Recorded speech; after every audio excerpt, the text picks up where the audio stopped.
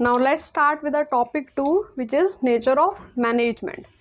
Nature of management में हमने basically 3 nature पढ़ने हैं इसके, as an art, as a science and as a profession. तो सबसे पहले हम स्टार्ट करते हैं मैनेजमेंट एज एन आर्ट से. देखते हैं आर्ट के क्या फीचर्स होते हैं और क्या ये फीचर्स मैनेजमेंट में एप्लीकेबल हैं या नहीं, मैनेजमेंट उस फीचर्स को अप्लाई कर पा रहा है या नहीं कर पा रहा. सबसे पहले आर्ट का फीचर होता है कि उसमें थ्योरेटिकल नॉलेज होती है. कोई भी आप आर्ट सीखने जाओ, आप म्यूज़िक सीखने जाओ, आप डांस सीखने जाओ, आपको उसकी थ्योरी पढ़नी पड़ेगी. आपको इवन एक्टिंग पढ़नी है तो एक्टिंग के स्कूल्स होते हैं, थ्योरी पढ़नी पड़ती है. तो इसका मतलब आर्ट्स के अंदर थ्योरेटिकल नॉलेज होती है जो हमें पढ़नी पड़ती है. तो क्या मैनेजमेंट में भी थ्योरेटिकल नॉलेज होती है? तो हाँ, मैनेजमेंट में भी थ्योरेटिकल नॉलेज होती है. मैनेजमेंट में आपको मैनेजमेंट के प्रिंसिपल्स याद करने पड़ते हैं. हमारे यहाँ पर बहुत सारी मैनेजमेंट की बॉडीज़ हैं. फॉर एग्जांपल हमें ह्यूमन रिसोर्स मैनेजमेंट है, फाइनेंशियल मैनेजमेंट है, मार्केटिंग मैनेजमेंट है. तो मैनेजमेंट में हमें थ्योरीज से डील करना पड़ता है. We have to learn about various principle as well theories of management. Second feature of art को देखते हैं. आर्ट का अगर हम दूसरा फीचर देखें तो आर्ट के अंदर क्या होता है पर्सनलाइज्ड एप्लीकेशन. आर्ट में सिर्फ सीखना नहीं है आपको, आपने गाने के नोट समझे, नोट स्टडी करे वगैरह, आपको उसका गाना है, डांस के मूव सब समझे आपने, अब आपने उसको डांस को परफॉर्म करना है. तो पर्सनलाइज्ड आपकी वो रहेगी एप्लीकेशन. ठीक है.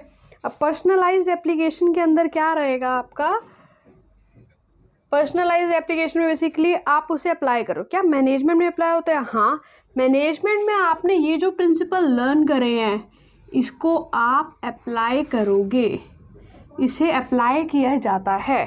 ठीक है. जो भी आप लर्न करते हो उसे हाँ एप्लीकेशन उसकी होती है. आपने जो भी थ्योरीज लर्न करी होंगी, जब आपकी जॉब लगेगी, मैनेजर बनोगे, आप उन थ्योरीज को अप्लाई करोगे. जो आपने लर्न करा होगा, वो मोटिवेशन टेक्निक यूज़ लर्न करी होगी, तो आप उसे अप्लाई करोगे जाके वहाँ पर.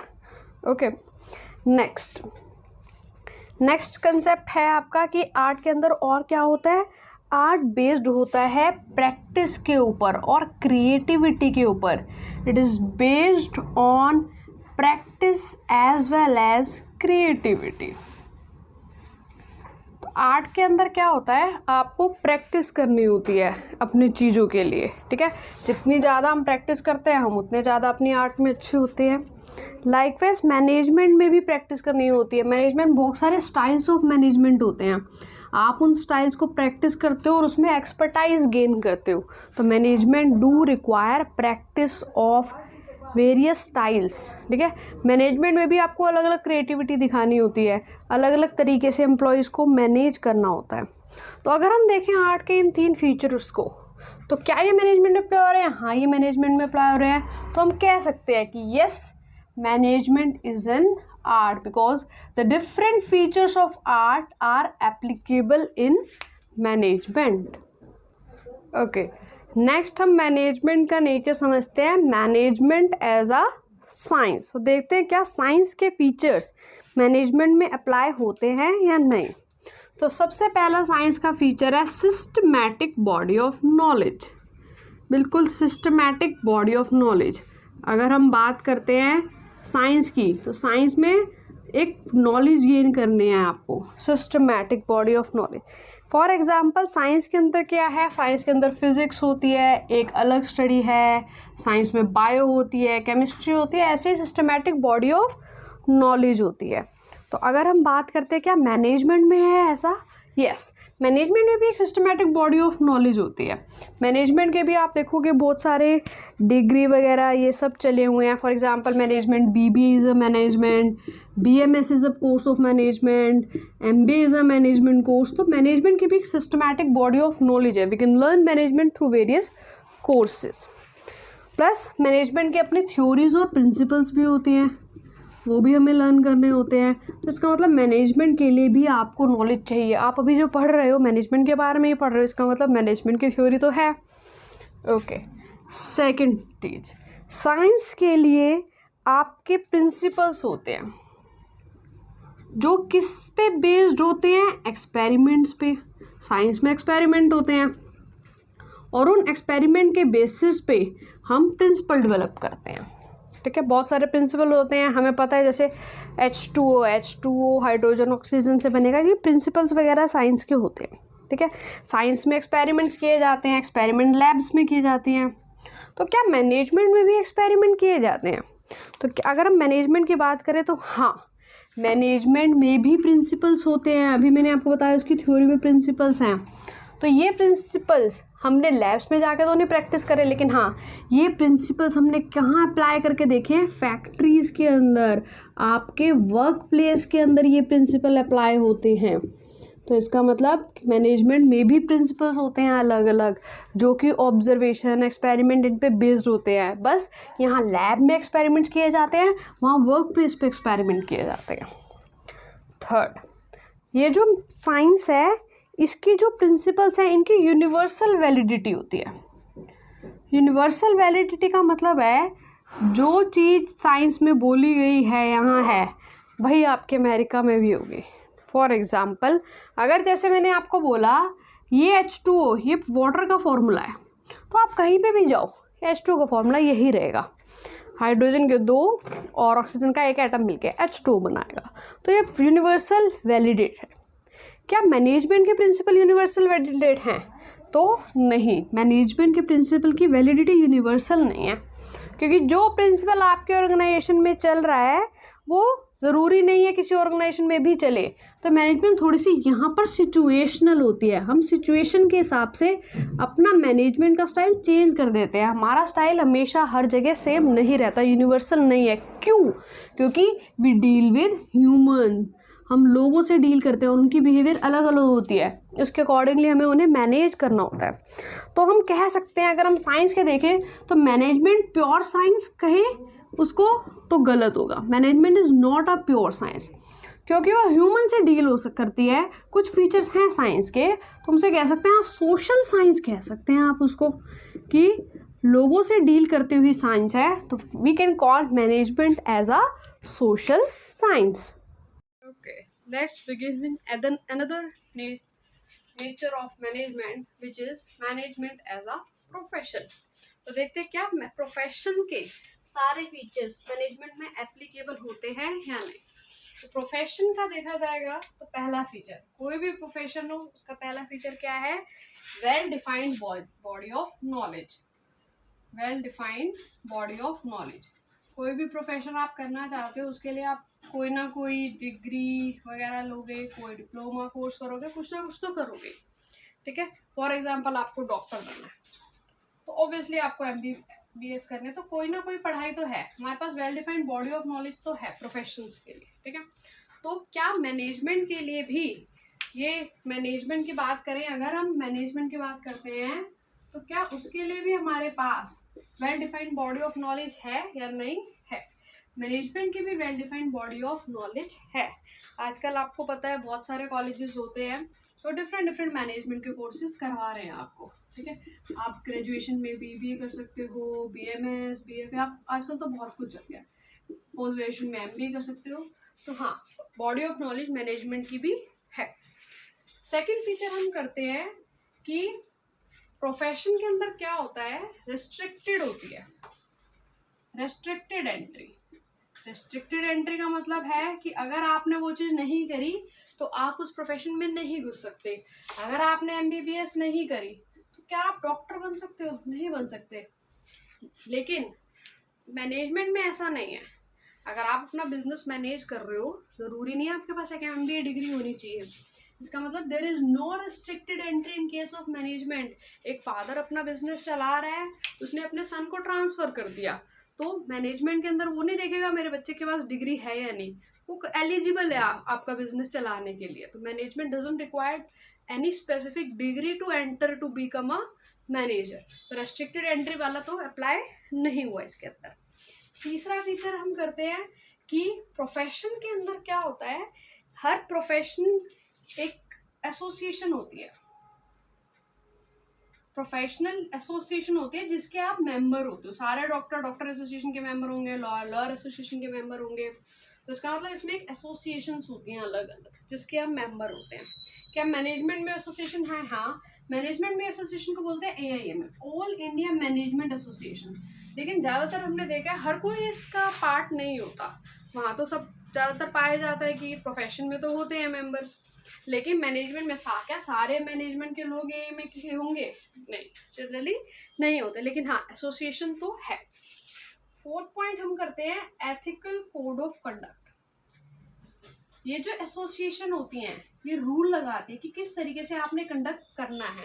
अगर डॉक्टर है तो उसे क्या मोटिव रखना चाहिए, पहले क्या करना है वगैरह, इसका कोड ऑफ कंडक्ट होता है जो कि ये एसोसिएशंस बताती है।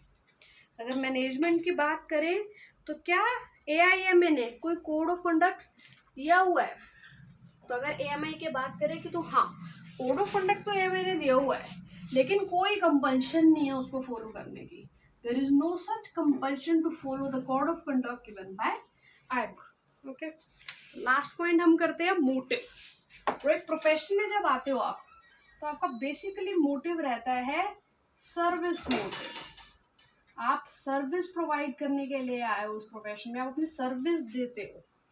लेकिन अगर मैनेजमेंट, बिजनेस इनकी बात की जाए तो आपका मोटिव होता है प्रॉफिट मोटिव। आप पैसा कमाने के लिए आए हो बेसिकली। तो मोटिव में डिफरेंस हो गया यहाँ पर रेस्ट्रिक्टेड एंट्री के अंदर डिफरेंस हो गया। तो हम कह सकते हैं मैनेजमेंट पूरी तरीके से एक प्रोफेशन तो नहीं है, क्योंकि बहुत सारे फीचर्स होते हैं प्रोफेशन के जो मैनेजमेंट में अप्लाई नहीं हो रहे हैं। Okay, now next begin with our topic 3 levels of management. तो लेवल ऑफ मैनेजमेंट में आप देख रहे होंगे मैंने एक पिरामिड टाइप बनाया हुआ है। पिरामिड बेसिकली आपको क्या समझाता है कि इस लेवल पे ज़्यादा लोग होते हैं, लोअर लेवल पे, मिडिल लेवल पे जाओगे तो आपको कम मिलेंगे, और टॉप लेवल पे कंसंट्रेशन और कम हो जाती है। तो बेसिकली लेवल्स ऑफ मैनेजमेंट में 3 लेवल आते हैं आपके, top level of management, middle level of management और ऑपरेशनल लेवल ऑफ मैनेजमेंट। ये जो ऑपरेशनल लेवल है इसको कभी कभी हम लोअर लेवल ऑफ मैनेजमेंट भी बोल देते हैं। ठीक है, तो स्टार्ट करते हैं कि टॉप लेवल ऑफ मैनेजमेंट से। टॉप लेवल ऑफ मैनेजमेंट में कौन लोग आता है? टॉप लेवल ऑफ मैनेजमेंट में आपके डायरेक्टर्स आते हैं, टॉप लेवल ऑफ मैनेजमेंट में CEO आते हैं, और CFO, COO, ये सब लोग आते हैं जो बेसिकली काम क्या करते हैं और व्हाट वर्क दे डू। आपको ये भी देखना है कि कौन लोग आते हैं और उनका क्या काम आ सकता है। अब आपका MCQ इस टाइप का आ सकता है, आपको फंक्शंस दे सकते हैं और पूछ सकते हैं कि कौन से लेवल का फंक्शन है वो, क्या वो टॉप लेवल परफॉर्म करेगा या वो मिडिल करेगा या ऑपरेशनल लेवल करेगा। अगर हम बात करते हैं मिडिल लेवल ऑफ मैनेजमेंट की तो उसके अंदर कौन आता है? आपके डिविजन्स के हेड, डिविजनल हेड्स आते हैं। जैसे कि आपके यहाँ पर एक डिपार्टमेंट है HR डिपार्टमेंट, तो HR डिपार्टमेंट का जो हेड होगा वो होगा मिडिल लेवल ऑफ मैनेजमेंट के अंदर। Then comes operational level. Operational level को सुपरवाइजरी लेवल भी बोला जाता है। क्यों? क्योंकि इसमें फोरमैन और सुपरवाइजर्स आते हैं। सुपरवाइजर्स क्या काम करेंगे? सुपरवाइज करेंगे। ठीक है, तो इसका मतलब अब आपको दे देंगे कि वर्कर है एक, तो वर्कर कौन से लेवल ऑफ मैनेजमेंट का है? आप कहोगे वर्कर तो लोअर लेवल मैनेज का है, लेकिन ऐसा नहीं होता। वर्कर तो मैनेजमेंट में आता ही नहीं। इसका मतलब वर्कर तो यहाँ लाया करता है। Worker is not a part of any level of management. तो अब देखते हैं इन अलग अलग लेवल्स के फंक्शंस क्या होते हैं, क्या परफॉर्म करता है टॉप लेवल, क्या परफॉर्म करता है मिडल और लो लेवल। अगर हम बात करते हैं टॉप लेवल ऑफ मैनेजमेंट की, इनका मेन टास्क थिंकिंग का होता है, प्लानिंग का होता है। ये ऑर्गेनाइजेशन के लिए प्लान्स बनाते हैं, ये बेसिकली स्ट्रेटेजी बनाते हैं कि किस स्ट्रेटेजी से आप अपने ऑब्जेक्टिव्स को अचीव कर लोगे। ये आपके गोल्स बनाएंगे ऑर्गेनाइजेशन के। ठीक है, कि इस ऑर्गेनाइजेशन को हमने ये गोल्स अचीव करने हैं। और यही वो लोग हैं जो रिस्पॉन्सिबल होते हैं। किस चीज़ के लिए रिस्पॉन्सिबल होते हैं? ऑर्गेनाइजेशन के सर्वाइवल के लिए, इसकी ग्रोथ के लिए यही लोग रिस्पॉन्सिबल होते हैं, इनकी रिस्पॉन्सिबिलिटी होती है। ओके, नेक्स्ट करते हैं middle level. Middle level of management का क्या काम होता है? मिडिल लेवल ऑफ मैनेजमेंट को फर्स्ट लाइन मैनेजर्स भी बोलते हैं। इनका काम क्या है? ये बेसिकली टॉप और ऑपरेशनल के बीच का एक लिंक है। टॉप लेवल मैनेजमेंट से इंस्ट्रक्शन लेते हैं और ऑपरेशनल लेवल को वो इंस्ट्रक्शन पास कर देते हैं। कोई प्रॉब्लम ऑपरेशनल लेवल पे है तो वो मिडिल को इन्फॉर्म करेगा, वो डायरेक्ट टॉप पे नहीं जा सकता, वो मिडिल को इन्फॉर्म करेगा, मिडिल आगे टॉप के पास जाएगा। ठीक है, तो ये एक लिंक प्रोवाइड करते हैं। ठीक है, नेक्स्ट आपका आता है लोअर लेवल ऑफ मैनेजमेंट, या फिर सुपरवाइजरी बोल लो, या फिर ऑपरेशनल लेवल ऑफ मैनेजमेंट। ये क्या करता है, आपकी जो भी वर्क फोर्स है उसका ध्यान रखता है, देखता है कि वर्क फोर्स काम कर रही है नहीं, देखता है कि मिडिल लेवल ने जो इंस्ट्रक्शन दिए हैं वो फॉलो अप हो रहे हैं या नहीं, अपने इंस्ट्रक्शन को पास करेगा। ये पास करेगा इंस्ट्रक्शंस, क्योंकि अल्टीमेटली काम हमने वर्कर से कराना है, तो ये वर्कर से काम करवाने के लिए रिस्पॉन्सिबल होता है। तो जो मिडिल लेवल से इंस्ट्रक्शन मिलते हैं ये आगे वर्कर्स को देता है कि इस तरीके से हमें ये वाला काम कंप्लीट करना है। ओके, आगे बढ़ते हैं हम टॉपिक 4 की तरफ, जो क्या है आपका फंक्शंस ऑफ मैनेजमेंट। ये एक इम्पॉर्टेंट टॉपिक है, इसका हर टॉपिक फंक्शंस ऑफ मैनेजमेंट का हर आपका स्टेप आपका आगे जाके एक चैप्टर में कन्वर्ट होने वाला है। तो हम सब स्टार्ट करते हैं। सबसे पहले सबसे पहला फंक्शन मैनेजमेंट का वो होता है प्लानिंग। सबसे मेजर काम आपका प्लानिंग का होता है। तो पहला फंक्शन मैनेजमेंट का देखते हैं, इसके अंदर हम क्या करते हैं। प्लानिंग में हम बेसिकली ये डिसाइड करते हैं कि हमें फ्यूचर में क्या करना है, यही हम प्लान करते हैं कि फ्यूचर में क्या करना है। तो प्लानिंग को बोलते हैं deciding in advance what is to be done in future. जो काम हम फ्यूचर में करेंगे या फिर किससे करवाना है वो काम, who has to do it in future. तो ये चीज़ें हम प्लानिंग में डिसाइड कर लेते हैं। और अभी मैंने आपको बताया प्लानिंग का मेजर रोल कहाँ रहेगा, टॉप लेवल के हेड पे प्लानिंग का मेजर रोल होता है। तो ये टास्क टॉप लेवल मैनेजमेंट का होता है, प्लस मिडल लोअर अपने अपने हिसाब से अपने अपने फंक्शन के लिए भी प्लानिंग करते हैं। सेकेंड, प्लानिंग के बाद हमारा जो प्लानिंग के अंदर बेसिकली हम स्टैंडर्ड्स भी सेट कर देते हैं, स्टैंडर्ड्स ऑफ परफॉर्मेंस भी सेट किए जाते हैं, आपके टारगेट्स क्या रहेंगे, हमारा गोल क्या रहेगा, सब कुछ सेट किया जाता है प्लानिंग के अंदर कि क्या क्या हमें अचीव करना है फ्यूचर में। सेकेंड आपका आता है ऑर्गेनाइजिंग। ऑर्गेनाइजिंग का मतलब होता है आपको पता है कि आपको क्या गोल अचीव करना है, उस गोल को अचीव करने के लिए ऑब्वियसली आपको सबको ड्यूटीज असाइन करनी पड़ेगी, ग्रुप्स बनाने पड़ेंगे, तो वो ऑर्गेनाइजिंग का काम होता है। इसके लिए हम क्या करते हैं, इसमें लोगों को असाइन करते हैं ड्यूटीज़ कि आपकी ये ड्यूटी है, आपकी ये ड्यूटी है वगैरह। इसमें हम टास्क को ग्रुप करते हैं, और चाहिए अगर ज़्यादा बड़ी ऑर्गेनाइजेशन है तो इस तरीके से क्लब करते हैं कि हमें डिपार्टमेंट्स, डिविजन्स, ये सब डिपार्टमेंट्स बनाने पड़ते हैं, कभी कभी डिविजन्स बनानी पड़ती हैं। तो ऑर्गेनाइजिंग में हम ये सब काम करते हैं कि ये बताते हैं लोगों को कि तुम्हारी क्या अथॉरिटी है, अथॉरिटी रिलेशनशिप, क्या रिस्पॉन्सिबिलिटीज रहेंगी। तो सब कुछ ऑर्गेनाइजिंग का काम होता है, सब कुछ सेट कर देता है कि इस लेवल पे कोई इंसान आएगा तो उसकी अथॉरिटी होगी, ये रिस्पॉन्सिबिलिटीज होंगी, किस तरीके से रिसोर्स एलोकेट किए जाएंगे, क्या ड्यूटीज होंगी लोगों की, किस तरीके से ग्रुप असाइन किए जाएंगे। तो ये काम होता है हमारा ऑर्गेनाइजिंग के अंदर। थर्ड स्टेप आपका आएगा स्टाफिंग। ठीक है, अगर हम बात करें स्टाफिंग की, तो स्टाफिंग के अंदर क्या होता है, अब आपको लोग चाहिए काम करने के लिए, आपने ये सब सोच लिया कि कौन सी पोजीशन पे क्या काम होगा, डिपार्टमेंट होंगे, इनमें इतने लोग होंगे, ये सब सोच रखा है आपने। अब आपको you have to find right person और the right job for right job. तो ये काम होता है स्टाफिंग का, आपको लोग लेकर आने पड़ते हैं। आपने पोजीशन तो सेट कर ली, एक मैनेजर होगा, उसके नीचे 4 फोरमैन होंगे, तो वो 5 लोग कहाँ से लेकर आने हैं, स्टाफिंग। स्टाफिंग का फंक्शन आपको मैन पावर प्रोवाइड करता है। ठीक है, तो आपका टास्क होता है कि राइट जॉब के लिए राइट पर्सन अवेलेबल हो, तो मैन पावर लेकर आना बिजनेस के अंदर, इसका काम होता है स्टाफिंग का। नेक्स्ट आपका फंक्शन आता है डायरेक्टिंग, जिसके बिना काम हो ही नहीं सकता। देखो आप क्लास के अंदर बैठे हो, सामने सम लिखा है, आप नहीं लिखोगे, आप खाली बैठे हो। जब टीचर आपको इंस्ट्रक्ट करेगी कि राइट दिस, तब आप लिखना स्टार्ट कर दोगे। तो इसका मतलब ये हुआ कि आपको लोगों की डायरेक्शन चाहिए होती है काम करने के लिए। एम्प्लॉयज़ को भी आपको डायरेक्ट करता रहना पड़ेगा, आपको एम्प्लॉयज़ को लीड करना है, आपको एम्प्लॉयज़ को मोटिवेट करना है, ठीक है, इन्फ्लुएंस करना है। तो इन चीज़ों से उन्हें डायरेक्शन मिलती है कि काम कैसे करना है, आपको उन्हें बताना है। इस डायरेक्टिंग से ही लोग अपने टास्क को परफॉर्म करेंगे और आपको परफॉर्मेंस देंगे। तो डायरेक्टिंग बहुत इंपॉर्टेंट काम है आपका, लीड करना, मोटिवेट करना लोगों को। नेक्स्ट आपका लास्ट फंक्शन हम करेंगे विच इज कंट्रोलिंग। कंट्रोलिंग का जो फंक्शन है उसमें बेसिकली हम ये चेक करना चाहते हैं कि जो हमने स्टैंडर्ड सेट करे थे, जो हमने टारगेट्स सेट करे थे, क्या वो अचीव हो रहे हैं, क्या हम राइट डायरेक्शन में जा रहे हैं या नहीं। ठीक है, तो कंट्रोलिंग में बेसिकली आपको लोगों की परफॉर्मेंस को मॉनिटर करना होता है। You have to monitor the performance of people, task पूरे हो रहे हैं या नहीं, हम राइट ट्रैक पे हैं या नहीं, टारगेट्स अचीव हो रहे हैं या नहीं, ये सब हम कंट्रोलिंग के अंदर देखते हैं। Okay, now let's begin with the last topic of this chapter which is coordination.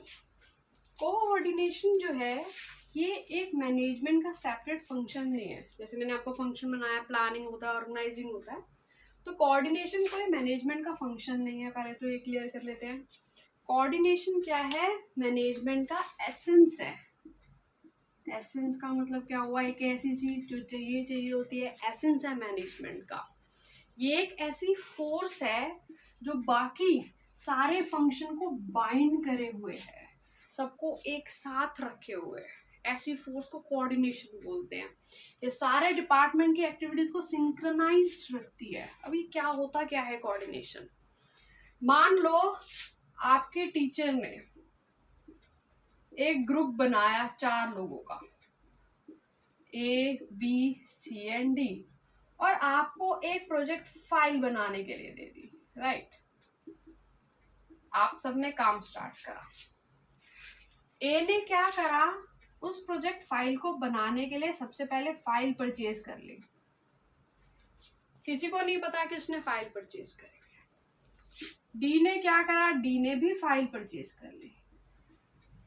अब क्या हो रहा है, ये काम की डुप्लीकेशन हो रही है। एक ही काम 2 लोग कर रहे हैं, क्यों? क्योंकि इन्फॉर्म नहीं है, ए ने डी को नहीं बता रखा, किसी को बताया ही नहीं है कि वो फाइल ले रहा है। तो इसका मतलब ये हुआ, लाइकवाइज डी ने भी नहीं बताया। तो इसका मतलब क्या हुआ, इस ग्रुप में एक सबसे इंपॉर्टेंट कैरेक्टर मिसिंग है, वो है कोऑर्डिनेशन। कोई कोऑर्डिनेट ही नहीं कर रहा, कोई किसी को इन्फॉर्म्ड ही नहीं रख रहा अपने एक्टिविटीज के बारे में। तो जब कोऑर्डिनेशन नहीं होती तो काम डुप्लीकेट होते रहते हैं। इस तरीके से आपकी कॉस्ट भी इंकर होगी, टाइम भी वेस्ट होगा। अगर वो पहले से ही काम डिवाइड कर लेते प्लस एक दूसरे को इन्फॉर्म्ड रखते, तो कहते हैं it is a better coordinated team, जिसमें सबको हर चीज के बारे में पता हो।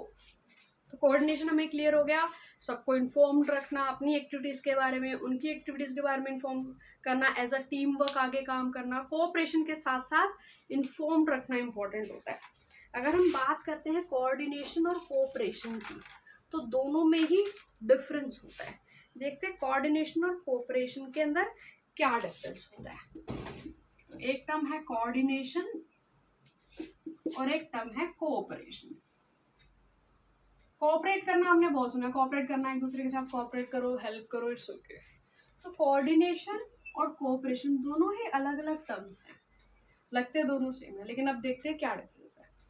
मैं आपके पास आई और मैंने आपकी हेल्प के लिए कहा, तो आपने कहा ठीक है आई विल हेल्प, इसका मतलब आप मेरे साथ कोऑपरेट करना किसी काम के लिए, ठीक है। तो ये हो गया कोऑपरेशन। अब कोऑर्डिनेशन देखते हैं हम क्या होता है। कोऑर्डिनेशन का मेन फोकस होता है, हम 2 लोग हैं, एक टास्क परफॉर्म कर रहे हैं और एक दूसरे को अपनी एक्टिविटीज के बारे में इन्फॉर्म रख रहे हैं। इन्फॉर्म रखने से क्या हो रहा है कि सारा बर्डन मेरे ऊपर नहीं पड़ रहा, क्योंकि मुझे पता है कौन कौन से टास्क भी परफॉर्म कर रहा है।